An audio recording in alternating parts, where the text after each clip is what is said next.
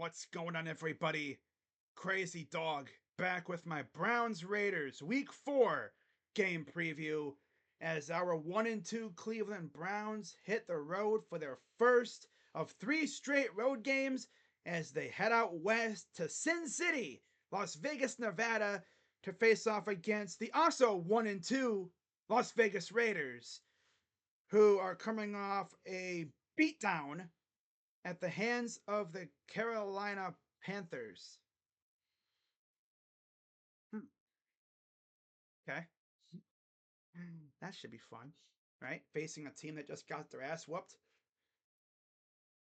Yeah, we all know how that's probably going to go, right? They're going to be pissed off. I'm sure we are too, because we literally let a game slip through our fingers against the Giants. We had like 3 chances to take the lead at the end of the game, and we couldn't do it. So, yeah, this should be a very fun game to watch. Mm-hmm. Now, believe it or not, this is the third meeting between the Browns and the Raiders since the Raiders moved to Vegas. And this is the first ever meeting between the two teams in Las Vegas. The previous 2 games were in Cleveland, and we all remember what happened in those 2 games, right? Of course, 2020, you had the sickness season. Nick Mullins was our quarterback, and the Browns were missing legit half their team due to sickness. And we let the Raiders beat us with a field goal at the end. Yeah, right after Nick Mullins led us down the field to take the lead, we were thinking, oh my God, we might actually be able to win this game. No. It seems as though the last 4 meetings between the 2 teams, all of which have been relatively close, have had some sort of shenanigans go down at some point, mostly at the end. I mean, 2015 was probably the least shenanigan filled game between the two, right? Of course, the Browns lost because Charles Woodson picked off, was it Josh McCown at the end of the game when the Browns were driving? 2018, don't even want to talk about that game. Baker Mayfield's rookie year, going to the mausoleum, high scoring game, Browns winning late in the game. It looked like they had the game won. Originally, it seemed like they put the game away with a first down run. Refs looked at it, said, no, he's short. Game went to overtime. Browns lose on a field goal. It was rough. It was rough. It was rough, right? 2020, they lost by 10. Wait, mix up the 2020 and 2021 games?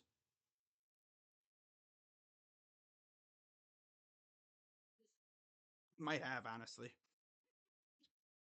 I mean, it seems like these 2 teams just always have the most shenanigan filled game ever. The last 4 meetings. There's always some sort of shenanigans that go down when these 2 teams play.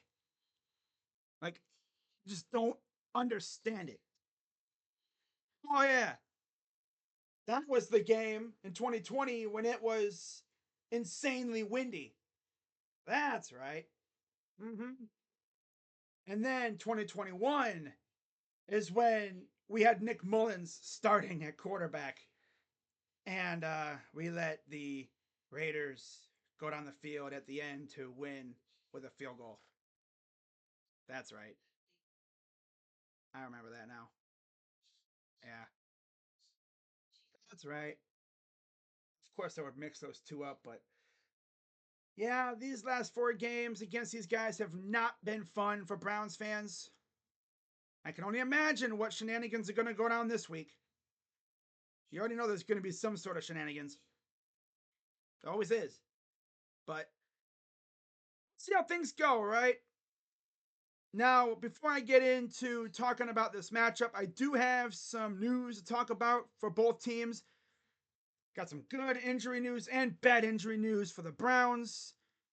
And then I got some injury news for the Raiders as well as starting quarterback news because apparently Coach Pierce was considering a quarterback change.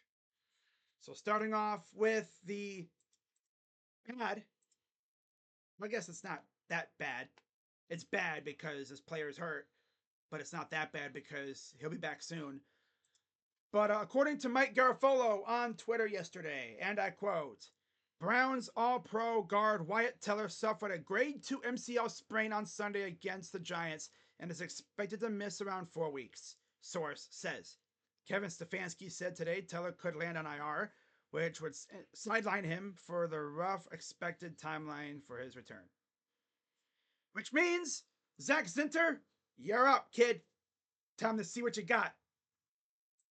Now for the slightly less bad, but also somewhat good injury news. Myles Garrett also got hurt in the game against the Giants. Tom Pelissero gave us an update on his condition as he tweeted out, and I quote, Browns star defensive end Myles Garrett, foot ankle, underwent an MRI today that came back clean, per sources. Kevin Stefanski said today Garrett is day to day. Myles is battling every day. We feel he will continue to do that. And Myles said himself, he's going to play until they tell him not to. Now, I guess the good thing is we don't really play on artificial turf until after the bye week when they go to New Orleans. So that's good. I always heard that artificial turf just does not do good for your feet. So that's always nice. I always remember, like in baseball, when players have like leg ailments and stuff, teams will usually keep them off the field when they play on artificial turf. So, luckily for Myles, we don't play on artificial turf until we play the Saints later in the year. So we'll see how his feet go, and hopefully he can, keep playing. Because without him, our defense is, it's not as bad as in past years, but yeah, we take a big hit if Myles ever has to miss time. By the way, you can see Myles' new helmet. The helmet is freaking dope looking.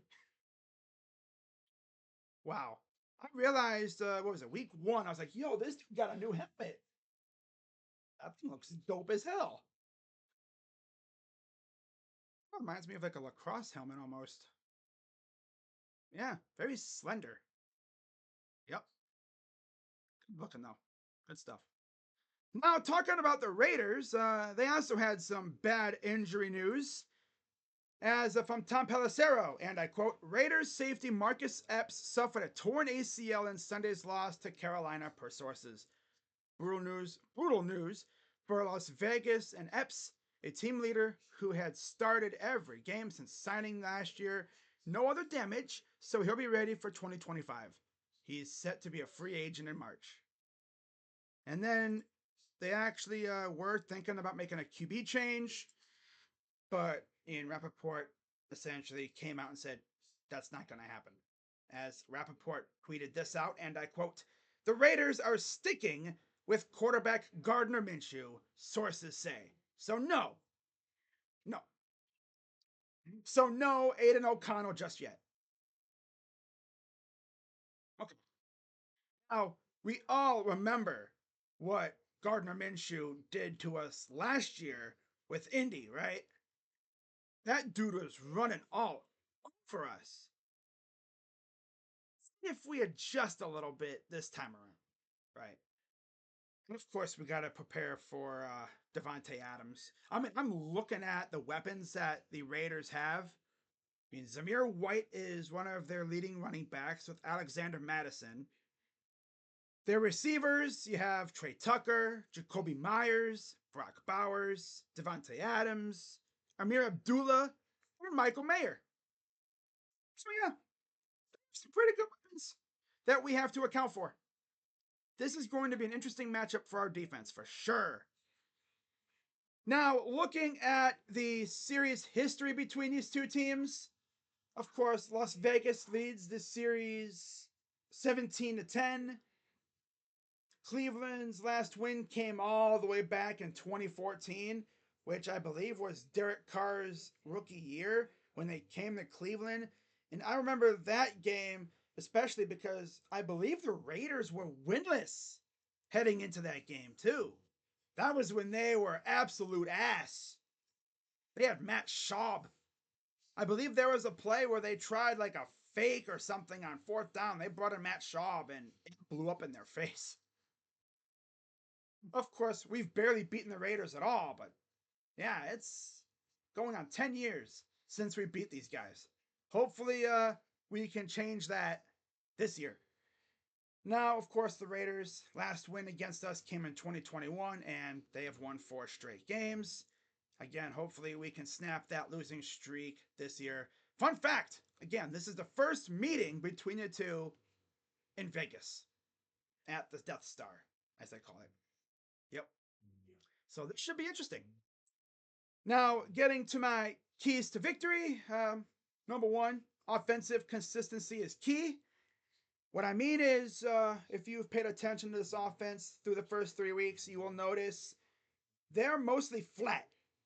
They do nothing for most of the game, except for those rare instances where all of a sudden they can manufacture this long ass drive, and then what do you know? Those drives usually end in points, right? So if we can do that more often, I think good things will happen. Number two, try to contain Gardner Minshew. Again, last year that dude was running all over us. Reminded me of the greased up deaf guy from Family Guy. We could not really stop him. Like, damn, bro. You see him running around like, you know, come on now. Don't act like you've never seen this dude before. What are you doing here? And then this is the biggest one. No drive killing mistakes. Now, the good thing is, against the Giants, the Browns cut down big time on their penalties. But of course, with that, they decided to replace the drive killing penalties with turnovers, especially late in the game when they were trying to take the lead because the Giants were constantly trying to give them the game. But the Browns just kept saying, no, no, you keep it. You take it. We don't want it. Nah, no, we insist. You take it. We don't want it.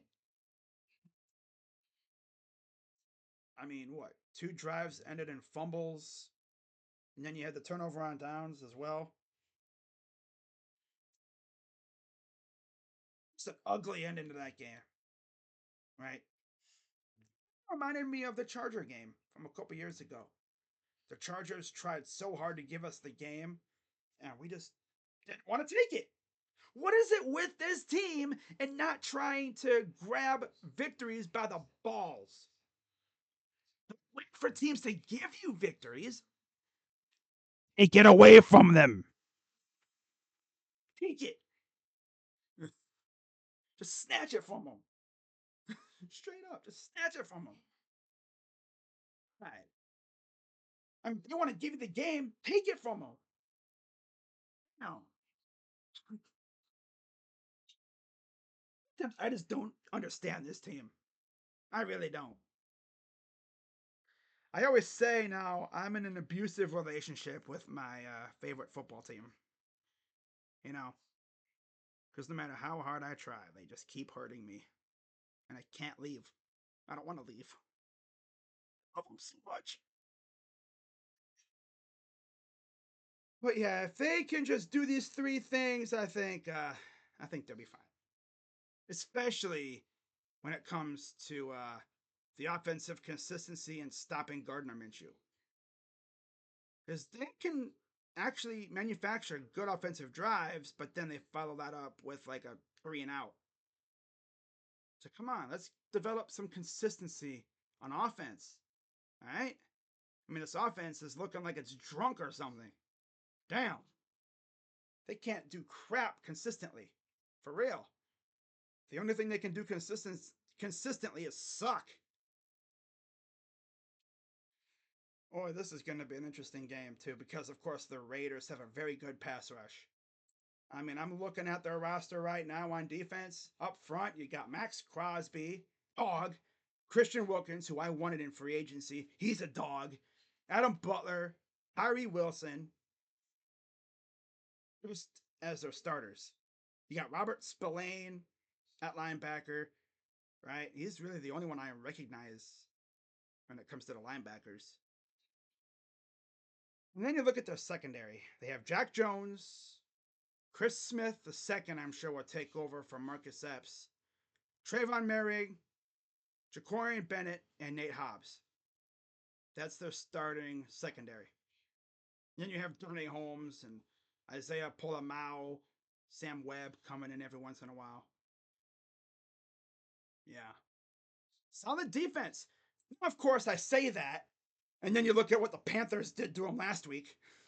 Andy Dalton, 26 of 37, 319 yards, 3 touchdowns, 0 interceptions. On the ground, the Panthers ran 31 times for 131 yards and a touchdown, led by Chuba Hubbard, who had 21 carries for 114 yards. Miles Sanders also had 7 carries for 17 yards and a touchdown.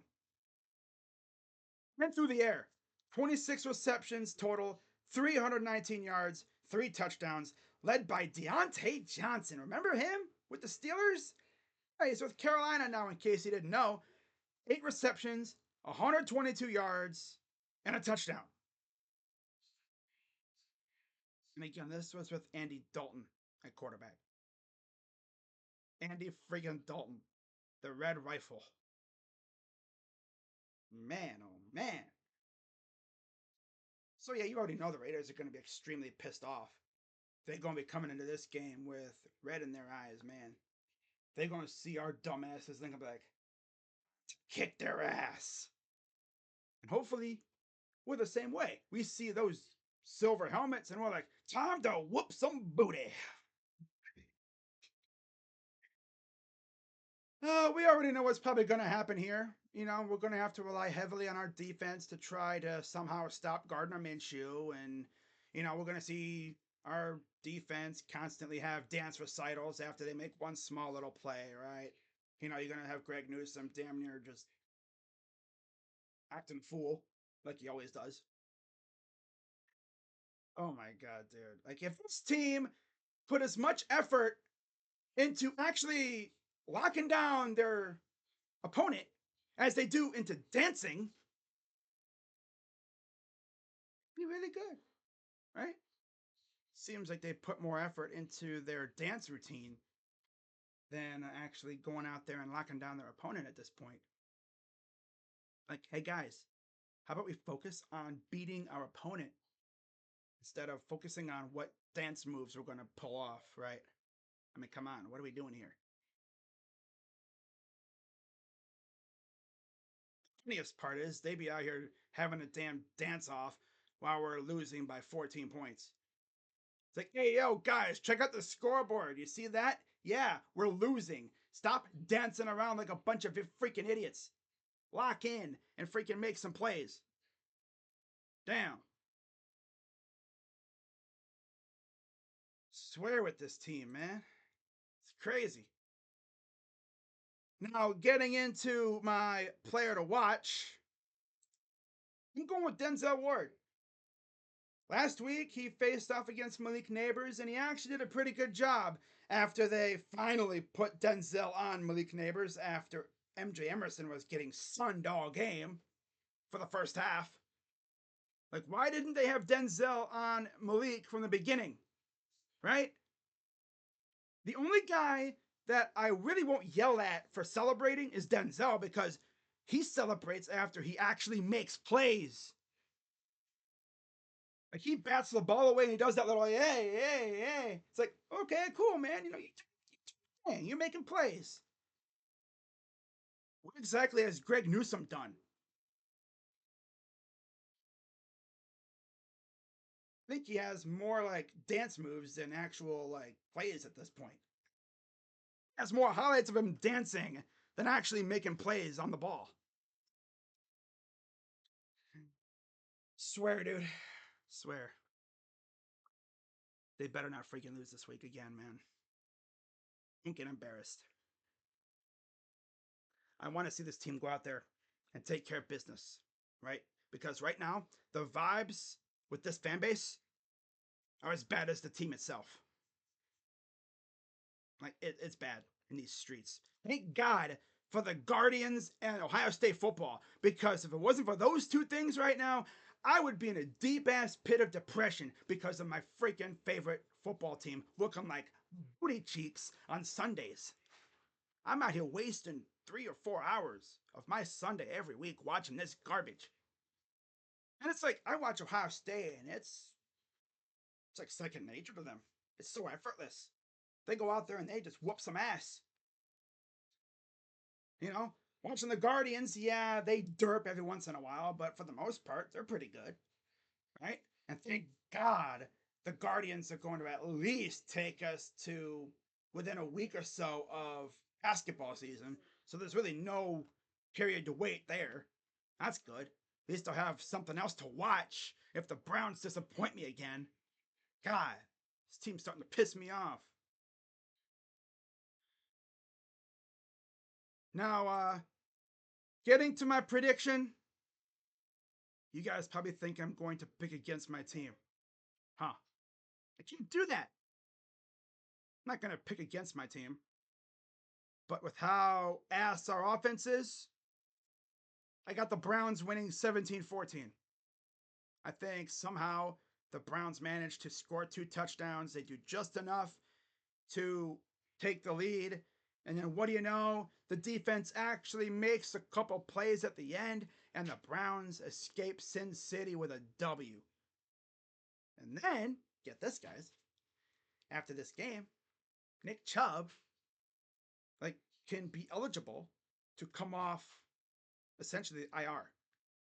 I don't know if he'll play immediately against Washington next week, but he'll be eligible to be activated, and his 21-day window will be opened.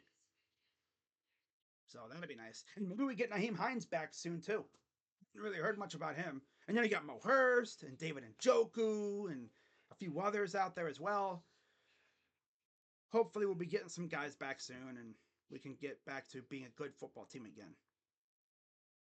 Because tell you what, the vibes that this fan base had when Joe Flacco was running things, it's like a whole different world compared to now.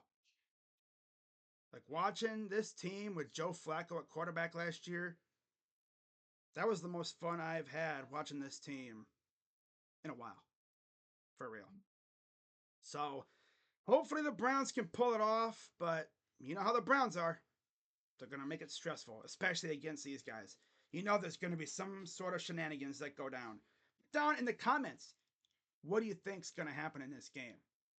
What kind of shenanigans are going to happen? Honestly, I think it's going to be something like Browns are tied or they have the lead late. Let's say, actually, say they're winning 17-14 with less than 2 minutes to go. All right? Raiders have the ball. They're just inside field goal range. And let's say it's like 3rd and 5. Okay? 3rd and 5. Browns get a stop. Flag. Sides. Defense number 95. Like a penalty. First down Raiders. But you know what would piss me off the most? If we got a replay of 2018. Swear to God. Oh man, you know what I'm talking about, right? Let's say Miles forces a sack. He forces a fumble. But oh, I'm going forward. And then oh, there's no fumble, incomplete pass.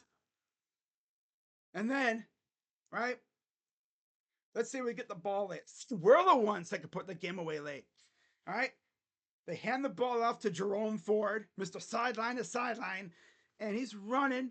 It's like third or second in like 5 or something late in the game. Like they get a first down, game over. Jerome Ford looks like he gets the first down. They look at it, oh, he's short. And then, this time the Browns win. Yeah, we exercise that demon by replaying the events of 2018. Hope they don't put me through that again. Man, I don't want to experience that again. I really hope to God that doesn't happen again. But I do have the Browns winning this game, believe it or not, by 3 points, and they go to 2-2 with a trip to DC next week. Yay! So that's all I got for this one, guys. Let me know what you think in the comments. Again, put down in the comments what kind of shenanigans you guys think's gonna go down in this game. Because, like I said earlier, every time we play these guys, the last 3 meetings have had some sort of shenanigans go down late in the game. So what do you think's gonna happen this year? Put down in the comments and let's see what happens. But with that being said, I'm Crazy Dog. As always, be sure to hit the like button, subscribe, and hit that bell. Really helps the channel out. God, 5 minutes. Yeah. It's crazy how fast time flies when I'm just over here blabbing my mouth off. But yeah, I'll see you guys tonight for Guardians and Reds. Guardians can lock up a bye week with a win tonight. Let's get the job done. And that's also secure the Ohio Cup again. But I'll see you guys tonight for that, and as well as my week 4 picks that'll be coming up later this evening. So until then, I'm Crazy Dog. Let's go Browns. And I'm out. Let's beat the Raiders, okay? Get back to 500. Honestly, if it wasn't for the Bungles losing last night, my weekend really would have sucked. The Bungles sitting at 0-3 makes me feel a little bit better. But now let's go out there and win this week, okay? Okay. Bye-bye.